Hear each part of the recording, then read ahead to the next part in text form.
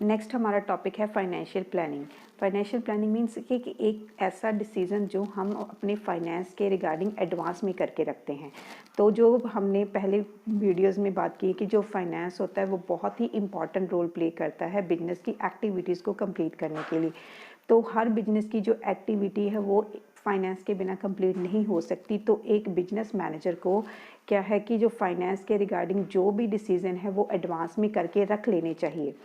तो क्या है कि एक तो उसको हेल्प मिल जाती है कि उसको फ्यूचर में जो उसकी जो नीड्स होगी, जो उसकी रिक्वायरमेंट है उसकी बिजनेस की, वो किस तरह से कंप्लीट की जा सकती है।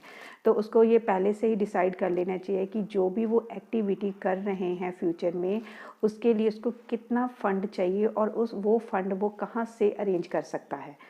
ठीक है, तो प्लानिंग क्या है, एक तरह से एडवांस में ही उसको सोच के रखते हैं कि हमने फ्यूचर में कौन कौन से जो काम है वो करने हैं।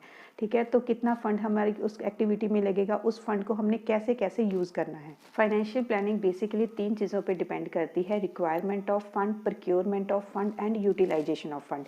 कि हमने जो फंड है वो कहाँ से, हमारी जो फंड है उसकी कितनी रिक्वायरमेंट है और उसको हमने कहाँ पे यूटिलाइज़ करना है, कहाँ से अरेंज करना है। ठीक है, तो इसी को हम क्या बोलते हैं, फाइनेंशियल प्लानिंग। नेक्स्ट हमारा आ जाता है प्रोसेस ऑफ फाइनेंशियल प्लानिंग।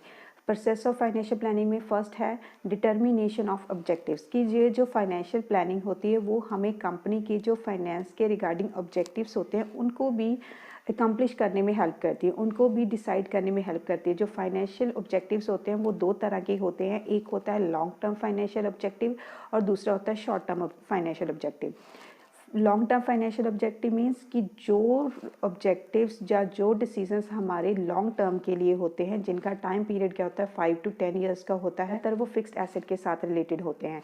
कि हमने कितनी जो हमारे फिक्स्ड एसेट हमारी कोई भी बिजनेस एक्टिविटीज़ के लिए चाहिए, बिजनेस को स्टार्ट करने के लिए चाहिए, उसके लिए कितना हमें फ़ंड चाहिए और उसके लिए हम फ़ंड वो कहाँ से रेज़ कर सकते हैं। तो लॉन्ग टर्म के लिए ज़्यादातर हमें कहाँ से फ़ंड जो है हम रेज़ कर सकते हैं, वो होता है डेट और इक्विटी से।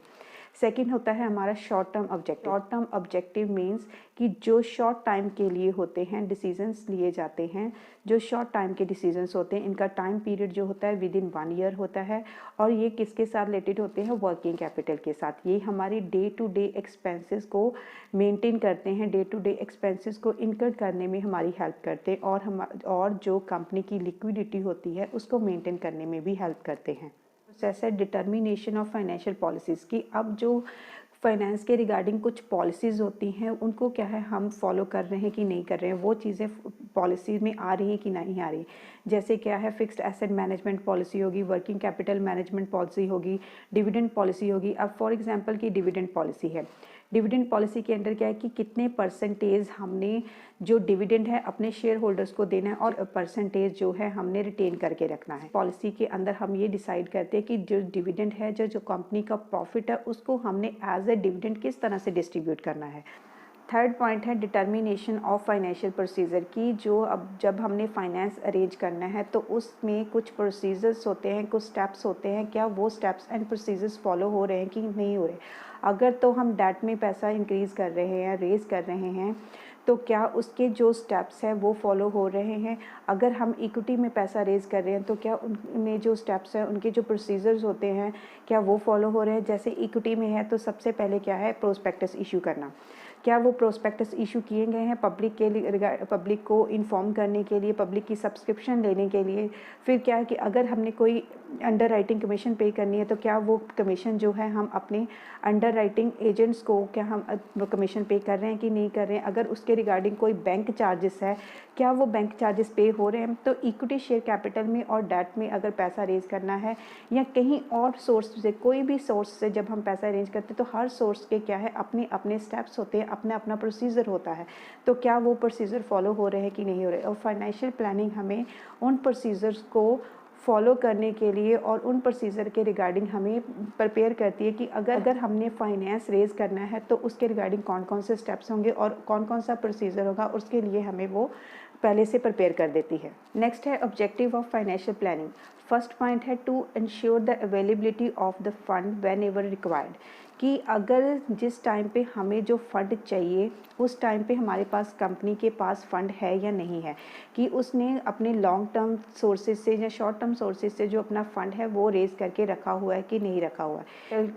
जिस टाइम पे हमें बिजनेस की एक्टिविटीज़ को कंप्लीट करना है उसके लिए जितना फ़ंड हमें रिक्वायर्ड था, क्या वो फ़ंड हमारे पास अवेलेबल है कि नहीं है, और राइट टाइम पे उस फ़ंड को यूज़ करने को ही क्या कहते हैं, फाइनेंशियल प्लानिंग। सेकंड है to see that the firm does not raise resource unnecessarily, कि अब क्या है कि अगर कंपनी के पास इनफ अमाउंट है तो वो उसको किस तरह से यूज़ करिए। कंपनी के पास एक्सेस में और शॉर्टेज में अमाउंट नहीं होना चाहिए। अगर तो वो उनके पास एक्सेस में अमाउंट है, इट मीन्स वो क्या है, वो तो एक तरह से स्टॉक में पड़ा रहेगा और उसकी क्या होगी, वेस्टेज होगी। और कंपनी को अननेसेसरली वेस्टेज किसी भी सोर्स का नहीं करना चाहिए जहाँ से उसको फाइनेंस मिल रहा है।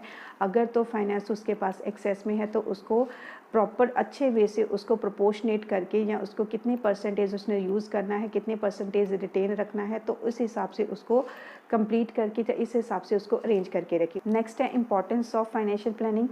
फर्स्ट है हेल्प टू फेस द इवेंचुअलिटीज़, कि जो फाइनेंशियल प्लानिंग होती है वो एक बिजनेस पर्सन को फ्यूचर में होने वाली अनसर्टेनिटीज़ या कोई भी जो प्रॉब्लम होती है उसके रिगार्डिंग उसको पहले से अवेयर करके रखती है, उसको पहले से ही रेडी करके रखती है कि उसने कोई भी अनसर्टेनिटी अगर उसको फ्यूचर में आ रही है तो उसको वो किस तरह से या किस बेटर वे से उसको हैंडल कर सकता है।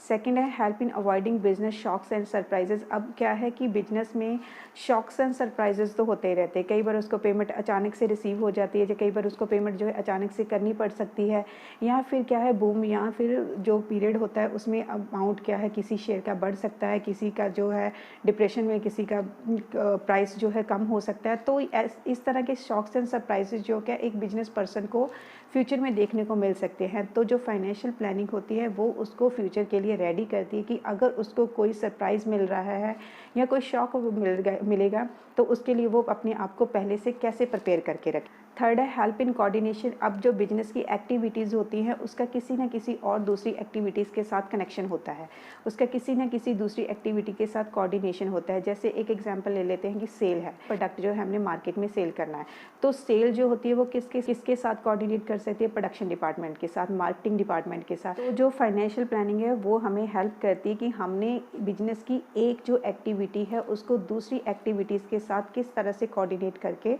अपनी बिजनेस की जो एक्टिविटीज़ हैं उनको फुलफ़िल करना है।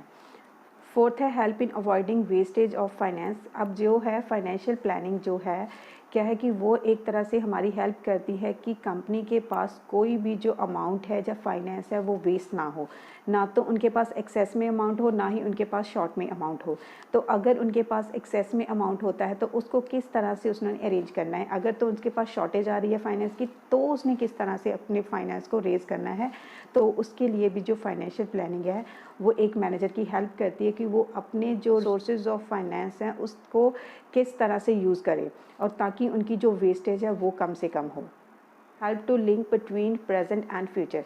अब जो फाइनेंशियल प्लानिंग है वो क्या होती है, वो एक ऐसी एक्टिविटी है जो हम अपने प्रेजेंट में करते हैं फ्यूचर को सेव करने के लिए, फ्यूचर को सिक्योर करने के लिए करते हैं।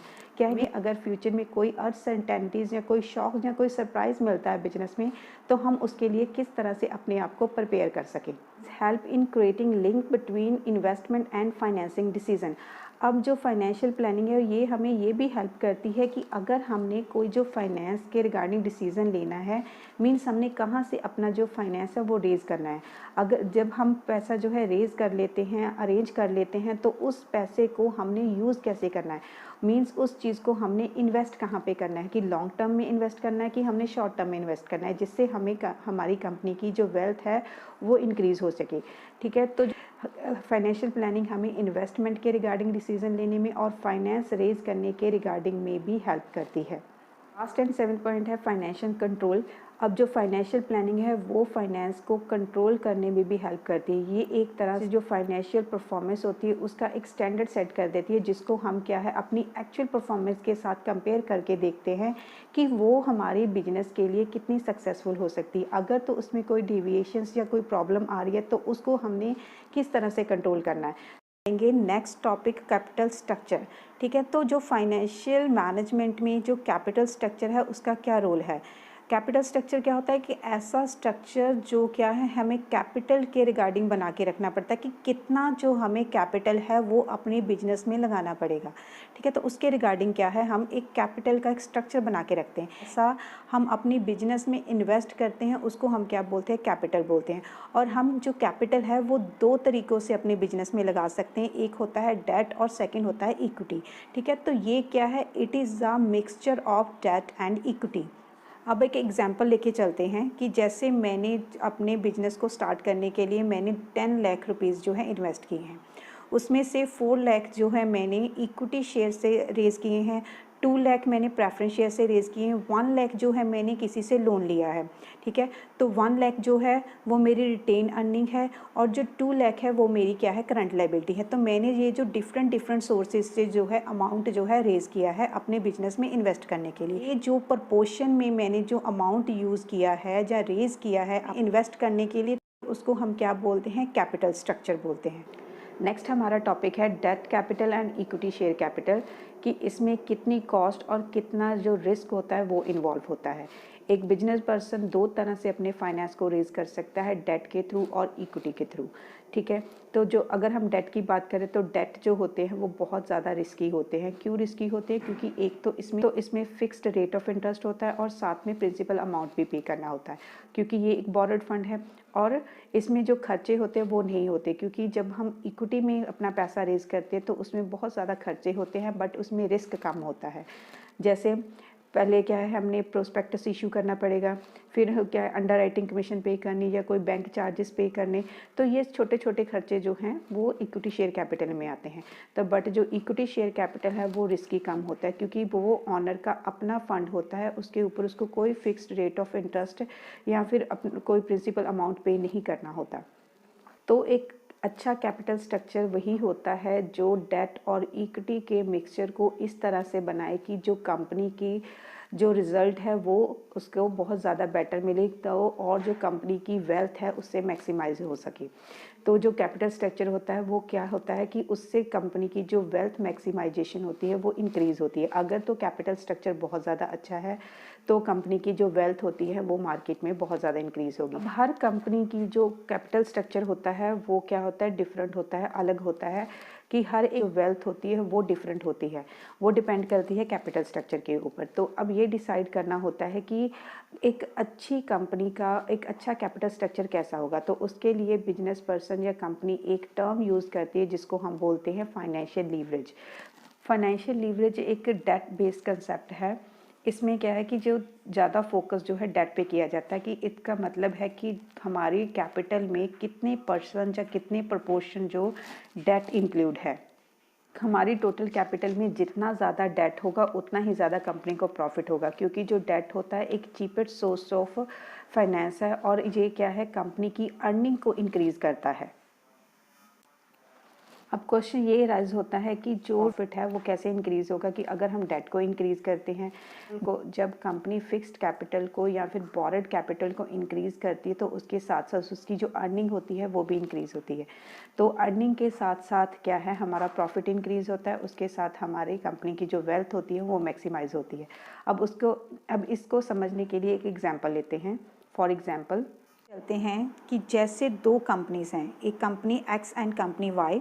ठीक है, उन्होंने 10 लाख रुपीज़ जो है अमाउंट है एज ए कैपिटल इन्वेस्ट किया है और उन्होंने 10 लाख जो है अमाउंट है वो रेज़ किया है। ठीक है, जो एक्स का उसने अपनी जो इक्विटी कैपिटल उसमें पैसा जो है अमाउंट जो है रेज़ किया है 10 रुपीज़ पर शेयर के हिसाब से, और जो कंपनी वाई है उसने जो 10 लाख रुपीज़ अरेंज किया है वो उसमें से 4 लाख जो है उसने अपनी इक्विटी में से लगाए हैं, जो 6 लाख है उसने 10% डिबेंचर पे लिए हैं। डिबेंचर को जो है उन्होंने इशू किया है, तो जो 10% है डिबेंचर के ऊपर उसको फिक्स्ड रेट ऑफ इंटरेस्ट जो है उसको पे करना पड़ेगा। ठीक है, सपोज कि दोनों कंपनी की जो EBIT है, EBIT means earning before interest and tax है, वो कितना है, 2 लाख है, और उसके ऊपर कंपनी को 10% जो है फिक्स्ड रेट ऑफ इंटरेस्ट भी पे करना है और 30% जो है टैक्स भी पे करना है। अब सबसे पहले क्या है, हम EBIT लेते हैं। वो कंपनी एक्स का कितना था और वाई का कितना है, 2 लाख दोनों का था। तो कंपनी कितना अर्न कर रही थी, 2 लाख ईच। तो सबसे पहले उसमें हम क्या है इंटरेस्ट माइनस करेंगे। कंपनी जो एक्स थी उसने तो अपना इक्विटी लगाया था, तो उसमें उसको कोई भी इंटरेस्ट नहीं पे करना पड़ेगा। तो इसी तरह से जो कंपनी वाई है उसने क्या है 10% जो है डिबेंचर पे अपना इशू किए थे, तो जो 4 लाख है उसके जो इंटरेस्ट है, ठीक है, वो भी नहीं पे करेगी, क्योंकि उसका 4 लाख उसका था, उसका अपना इक्विटी का, और 6 लाख थे उसके 10% डिबेंचर। तो जो 10% है वो फिक्स्ड रेट ऑफ इंटरेस्ट जो है पे करना पड़ेगा। तो बी कंपनी में से हम जो है 60,000 का इंटरेस्ट क्या है हम उसको माइनस कर देंगे। तो उसके बाद जो हमारे पास अमाउंट बचेगा वो अमाउंट हमारा आ जाएगा अर्निंग बिफोर टैक्स की। अभी हमने उसके ऊपर टैक्स भी पे करना है। अब यहाँ पे ये बात ध्यान रखनी पड़ेगी कि जितनी अर्निंग होती है उतना ही हमें टैक्स पे करना पड़ता है, और टैक्स जितनी अर्निंग कम होगी उतना ही हमें टैक्स कम पे करना पड़ेगा।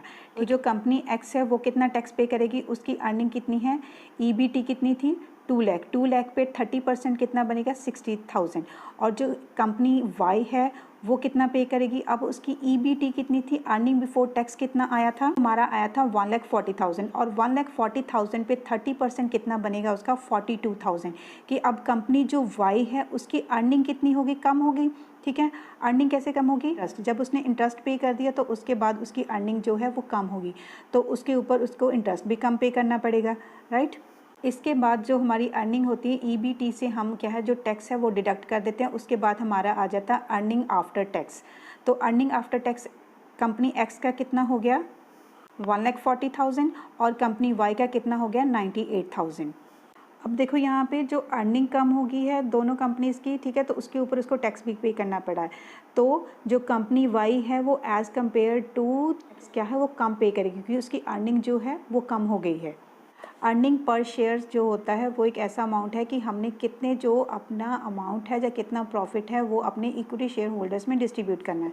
तो उसको कैलकुलेट करने का एक फॉर्मूला होता है, वो क्या है, अर्निंग पर share is equal to earning after tax divided by number of equity shares. Company जो एक्स है उसकी अर्निंग आफ्टर टैक्स कितनी थी, 1,40,000। उसको हम क्या है 1 लाख जो इक्विटी शेयर है उसके साथ जब डिवाइड करेंगे तो हमारे पास क्या आ जाएगा, ईपीएस। ईपीएस मतलब अर्निंग पर शेयर, तो अर्निंग पर शेयर कितना है, 1.40। इसी तरह से कंपनी जो वाई है उसका हम अर्निंग पर शेयर निकालते हैं। जैसे उनकी अर्निंग आफ्टर टैक्स कितनी थी, 98,000। तो हम उसको किसके साथ डिवाइड करेंगे, नंबर ऑफ़ इक्विटी शेयर। तो उनके नंबर ऑफ़ इक्विटी शेयर कितने थे, 40,000। तो हमारे पास अब 98,000 को जब हम 40,000 के साथ डिवाइड करेंगे तो हमारे पास 2.45 जो है अमाउंट आया है, वो क्या है, अर्निंग पर शेयर ऑफ कंपनी वाई की 2.45% के हिसाब से कंपनी क्या है अपने इक्विटी शेयर होल्डर्स में वो जो अमाउंट है, वो जो डिविडेंड है वो डिस्ट्रीब्यूट करेगी। हमें यहाँ पे ये चेक करना है कि कंपनी में डेट कहाँ पे ज़्यादा है, ठीक है। जो वाई है उसमें क्या है अर्निंग पर शेयर भी ज़्यादा है, तो इट मीन्स उनका जो डेप्ट है वो भी ज़्यादा है, क्योंकि उसने अपना जो 10% है वो डिबेंचर में लगाया हुआ था। तो डेप्ट को कैलकुलेट करने के लिए अब हमें यहाँ पे क्या है, रेट ऑफ रिटर्न जो होता है वो कैलकुलेट करना पड़ेगा। और रेट ऑफ रिटर्न को कैलकुलेट करने का फॉर्मूला है EBIT upon capital employed multiply by 100। अब यहाँ पे देखना है कि दोनों कंपनी की जो अर्निंग थी वो कितनी थी, 2 लाख, और कैपिटल एम्प्लॉयड कितना था, 10 लाख ईच। कि दोनों कंपनी ने स्टार्टिंग में जो अपना पैसा इन्वेस्ट किया था वो कितना था, 10 लाख था। हम क्या करेंगे, इसको इस फॉर्मूले में अप्लाई करेंगे, 2 lakh divided by 10 lakh multiply by 100।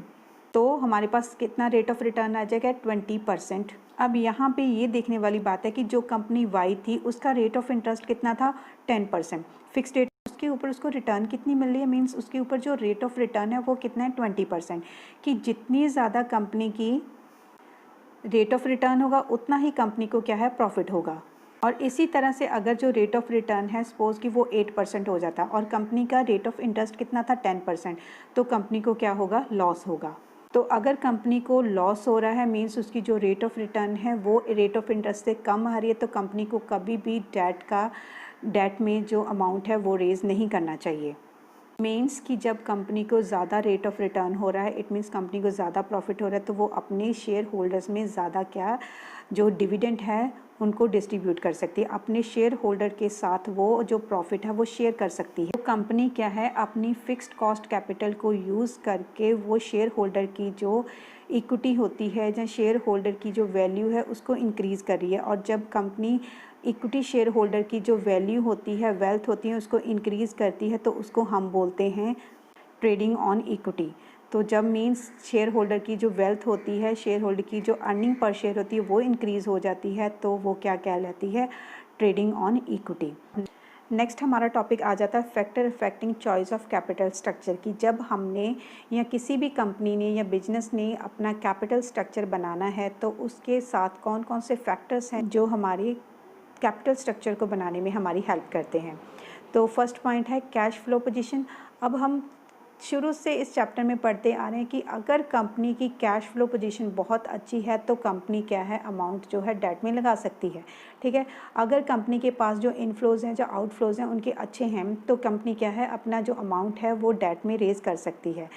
Means अगर उसके पास अच्छी इनकम है तो क्या है कि वो किसी भी टाइम पे जब उसने पेमेंट करनी है तो फिक्स्ड इंटरेस्ट के साथ साथ वो प्रिंसिपल अमाउंट को पे कर सकता है कि नहीं करता तक। तो ये कौन डिसाइड करता है, कैश फ्लो पोजीशन। अगर कैश फ्लो पोजीशन अच्छी है तो वो क्या है, किसी की भी जो पेमेंट है आसानी से कर सकता है। सेकंड पॉइंट है इंटरेस्ट कवरेज रेशियो, कि कंपनी के पास इतना इनफ अमाउंट है कि वो अपने इंटरेस्ट को कवर कर सकता है, मींस अपनी लाइबिलिटी को क्या है वो ईजिली पे कर सकता है कि नहीं कर सकता है। फॉर एग्जांपल कि अगर एक कंपनी 1 लाख उसकी अर्निंग है, ठीक है, तो उसके ऊपर वो 10,000 जो है वो इंटरेस्ट पे कर रहा है, तो इट मीन्स कि वो अपने प्रॉफिट को के हिसाब से वो 10 टाइम्स वो क्या है इंटरेस्ट पे कर सकता है। कि अगर तो उसकी इंटरेस्ट कवरेज रेशियो जो सही है, इंक्रीज़ है, तो वो क्या है, अमाउंट को अपनी जो इंटरेस्ट है उसको कवर कर सकता है, ईजिली वो पे कर सकता है। थर्ड हमारा पॉइंट है डेट सर्विस कवरेज रेशियो। इसमें क्या होता है कि हम अपना जो इंटरेस्ट अमाउंट होता है उसके साथ जो प्रिंसिपल अमाउंट होता है उसको भी चेक करते हैं या उसको भी इंक्लूड करते हैं। कि जैसे हमने एग्जांपल ली थी 1 लाख का डेट था, ठीक है, अर्निंग थी, उस पर वो 10% क्या है इंटरेस्ट पे कर रहा है। तो अगर एक बार वो इंटरेस्ट 10,000 पे कर देता है तो उसका जो प्रिंसिपल अमाउंट है कितना बच जाता है, 90,000। तो जब जो 90,000 है वो भी उसको पे करना पड़ेगा, तो ये क्या बन जाएगा, डेट सर्विस कवरेज रेशियो। अगर तो कंपनी का डेट सर्विस कवरेज रेशियो जो इंक्रीज़ है तो कंपनी क्या है, डेट को रेज़ कर सकती है, मींस कि वो अपने लिए एबल है कि वो इंटरेस्ट पे कर सकती है। इंटरेस्ट के साथ साथ क्या है, वो अमाउंट प्रिंसिपल अमाउंट है वो भी पे कर सकती है। अगर तो डेट सर्विस कवरेज रेशियो कम है तो कंपनी कभी भी डेट में पैसा रेज़ नहीं कर सकती, क्योंकि ना तो वो उसके पास इतना इनफ अमाउंट है कि वो इंटरेस्ट पे करे और ना ही उसके पास इतना इनफ अमाउंट होगा कि वो साथ में प्रिंसिपल अमाउंट को भी पे कर सके। तो फोर्थ पॉइंट है रिटर्न ऑन इन्वेस्टमेंट। अब कोई भी जो बिजनेस पर्सन है, जहाँ फाइनेंशियल मैनेजर है, वो वहाँ पे ही पैसा रेज़ करता है, वहाँ पे ही पैसा इन्वेस्ट करता है जहाँ से उसको उम्मीद होती है कि उसको जो रेट ऑफ रिटर्न है, जो रेट ऑफ इन्वेस्टमेंट है, वो ज़्यादा से ज़्यादा मिलेगी। ज़्यादा अर्निंग होगी, जितना ज़्यादा इन्वेस्टमेंट होगी उतनी ज़्यादा उसको क्या है, इंटरेस्ट मिलेगा, उसकी उतनी ही ज़्यादा उसको रेट ऑफ इन्वेस्टमेंट होगी। तो रेट ऑफ इन्वेस्टमेंट ज़्यादा है तो कंपनी को क्या है, डेट को इशू करना चाहिए। अगर तो कंपनी की रेट ऑफ इन्वेस्टमेंट जो है कम है तो कंपनी को डेट में पैसा जो है रेज़ नहीं करना चाहिए। फिफ्थ पॉइंट हमारा कॉस्ट ऑफ डेब्ट, कि अगर कोई कंपनी या बिजनेस पर्सन अपनी पैसा जो है लगाता है, फाइनेंस करता है, तो उसमें क्या है, उसकी जो कॉस्ट होती है वो इन्वॉल्व होती है, और तभी बिजनेस पर्सन हर यही चाहता है कि उसको जो उसके ऊपर रिटर्न है वो ज़्यादा मिले। अगर तो कॉस्ट से रिटर्न कम है तो उसको कभी भी जो डेट में पैसा जो है इंक्रीज़ नहीं करना चाहिए, नहीं रेज़ करना चाहिए, क्योंकि डेट में जो रिस्क भी इन्वॉल्व होता है, जितनी ज़्यादा कॉस्ट होगी उतना ज़्यादा रिस्क भी इन्वॉल्व होगा। सिक्स्थ पॉइंट है टैक्स रेट। अब जो डेट में पैसा लगाना है या इक्विटी में पैसा लगाना है वो टैक्स रेट पे भी डिपेंड करता है, और जो टैक्स रेट होता है वो किस पे डिडक्ट होता है, वो ज़्यादातर डेट में से डिडक्ट किया जाता है, ठीक है। तो जितनी ज़्यादा अर्निंग होगी जितना उस पर टैक्स भी उतना ही पे करना पड़ेगा। अब जैसे डेट में अमाउंट लगाया है, रेज़ किया है, तो उसके ऊपर हमें इंटरेस्ट के साथ साथ क्या है, डेट भी पे करना पड़ेगा। अब जो टैक्स होता है वो ज़्यादा किस में डिडक्शन मिलती है, उसको डेट पे। सपोज अब एग्जांपल लेते हैं कि एक कंपनी उसने 1 लाख का लोन लिया है, ठीक है, तो उसके ऊपर उसको 10% का जो है फिक्स्ड रेट ऑफ इंटरेस्ट पे करना पड़ेगा, और साथ में 30% क्या है, टैक्स है। तो जो 10% जब वो इंटरेस्ट पे करेगा तो उसके ऊपर उसको अब जो ओरिजिनल अमाउंट है वो कितना है, प्रिंसिपल अमाउंट कितना है, 90,000। तो उसको जो टैक्स पे करना पड़ेगा वो 1 लाख पे नहीं, प्रिंसिपल अमाउंट 90,000 पे करना पड़ेगा। तो 90,000 पे जब वो 30% पे करेगा तो उसको क्या है, एक तरह से टैक्स से डिडक्शन मिल जाती है। इट मीन्स कि अगर टैक्स जो रेट है वो हाई है तो कंपनी क्या है, डेट में पैसा इंक्रीज़ कर सकती है, डेट में पैसा रेज़ कर सकती है। अगर टैक्स रेट कम है तो वो क्या है, डेट में पैसा रेज़ नहीं करेगी, क्योंकि उसमें उसको टैक्स डिडक्शन नहीं मिलनी। अगर वो इक्विटी में करता है तो इक्विटी में क्या है, जो टैक्स पे करना होता है वो किसको पे करना होता है, कंपनी को पे करना है, क्योंकि जब कंपनी डिविडेंड पे करती है तो डिविडेंड के बीच में ही जो टैक्स होता है वो इंक्लूड होता है। 7th पॉइंट है हमारा कॉस्ट ऑफ इक्विटी कैपिटल है। जब हम डेट इशू करते हैं तो उसमें क्या है, कॉस्ट भी इन्वॉल्व होती है। इसी तरह से जब हम इक्विटी को इशू करते हैं तब उसमें भी जो कॉस्ट होती है वो बियर करनी पड़ती है। डेट पर क्या है, हमें एक फ़िक्स्ड रेट ऑफ इंटरेस्ट पे करना पड़ता है और इक्विटी पे हमें क्या है, एक डिविडेंड पे करना पड़ता है। अगर हम ज़्यादा डेट इशू करते हैं तो क्या है, फाइनेंशियल रिस्क भी ज़्यादा होगा। इंटरेस्ट के साथ साथ हमें क्या है, प्रिंसिपल अमाउंट भी पे करना पड़ेगा। और जब रिस्क ज़्यादा हो जाता है और जब फाइनेंशियल रिस्क ज़्यादा हो जाता है तो उसका इफ़ेक्ट किस पे पड़ता है, डिविडेंड पे पड़ता है। मीन्स कि अगर फाइनेंशियल रिस्क ज़्यादा है, इट मीन्स कंपनी को क्या है, प्रॉफिट भी ज़्यादा होगा, क्योंकि बिजनेस का यही रूल है ना कि जितना ज़्यादा प्रॉफिट होता है उतना ही ज़्यादा हमें रिस्क भी उठाना पड़ता है। तो जितना ज़्यादा फाइनेंशियल रिस्क होगा उतना ही ज़्यादा कंपनी को क्या, प्रॉफिट होगा, और जितना ज़्यादा प्रॉफिट होगा उतना ही कंपनी क्या है, कंपनी को डिविडेंड पे करना पड़ेगा और शेयर होल्डर को उतना ही ज़्यादा डिविडेंड रिसीव होगा। तो इस तरह जो डेट है उसका जो अमाउंट है, जो उसकी कॉस्ट है वो इक्विटी के साथ भी चलती है। तो कॉस्ट ऑफ इक्विटी क्या है, कॉस्ट डेट के साथ साथ कॉस्ट ऑफ इक्विटी भी इंक्लूड की जाती है। 8th पॉइंट है फ्लोटेशन कॉस्ट। अब फ्लोटेशन कॉस्ट क्या था, फ्लोटिंग कॉस्ट वो कॉस्ट होती है जब हम कोई डेट जहाँ इक्विटी इशू करते हैं उसके टाइम पे जो स्टार्टिंग के जो चार्जेस होते हैं वो होते हैं। जैसे अगर हमने इक्विटी में पैसा लगाया तो उसके लिए हमें क्या है कि एक प्रोस्पेक्टस इशू करना, कोई अंडर राइटिंग कमीशन पे करना या कोई बैंक चार्जेस पे करने, वो किस में आएंगे, फ्लोटेशन कॉस्ट में। और जब हम डेट इशू करते हैं उसमें ऐसे कोई फ्लोटिंग चार्जेस नहीं होते। तो कंपनी के पास अगर फ्लोटिंग कॉस्ट जो है उसको चेक करना है, उसके अगर जो फ्लोटिंग कॉस्ट है वो कम है तो कंपनी क्या इशू कर सकती है, डेट इशू कर सकती है। 9th पॉइंट है हमारा risk consideration. Risk consideration means कि जितना ज़्यादा कंपनी के पास प्रॉफिट होगा उतना ही ज़्यादा कंपनी के पास रिस्क भी होगा। जितना मीन्स वो डेट लगाएगा उतना ही ज़्यादा कंपनी के पास क्या होगा, रिस्क होगा।